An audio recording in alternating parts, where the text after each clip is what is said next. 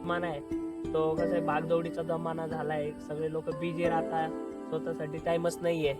तर आणि मित्रांनो तुम्ही पाहू शकता मागे खूप भलं मोठं डोंगर आहे आणि वरती बघितलं गेलं तर खूप सारे लोक वरती गेलेले आहे. आता नेमकं ते वरती कशासाठी गेलेले आहे हेच तुम्हाला दाखवतो मी पण तिकडे जाऊन.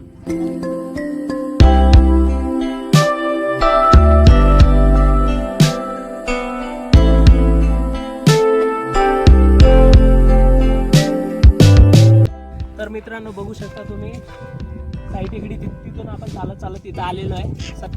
इथून आपल्याला सुरुवात करायची आहे डोंगरावर चढण्यासाठी आणि बघू आपण रस्ता कसा भेटतो आपल्याला. बघा हे असं थोडं व्यवस्थित हात पकडून दोघं तिघं जण जर असेल ना तर व्यवस्थित मस्त एकमेकांचे सपोर्ट करून चढा. काही घाई करू नका, आरामाने वरती जायचं आहे आपल्याला. ठीक आहे, तर चला मग.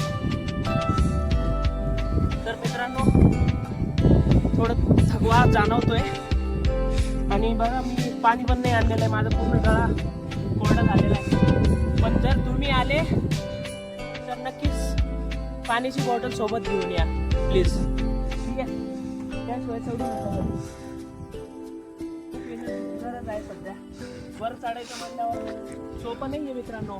लांबून डोंगर जो आहे ना छोटाच वाटतो, पण जसं जसं आपण त्याच्या जवळ जातो ना तर त्याचा खरं आकार दिसतो आपल्याला आणि मग नंतर समजतं अरे बापरे एवढा मोठा डोंगर, काही अडचण नाही. चला बघू शकता मित्रांनो डोंगर किती भारी आहे इथं, एकदम मस्त.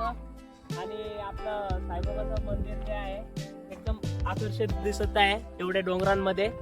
इथे खूप लांबून लोक येतात दर्शनासाठी.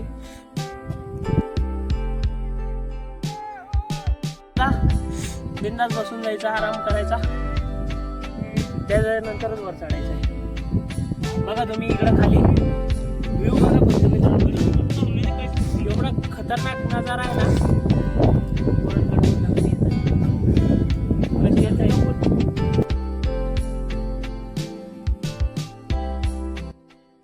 बघा मित्रांनो आपण वरती आलेलो आहे, आता डोंगरावरती आहे. तर बघू शकता किती भारी नजारा आहे इकडे.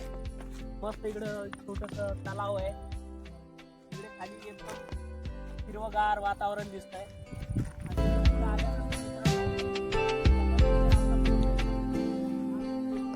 एकदम खूपच दिसतंय, खूपच भारी नजारा आहे.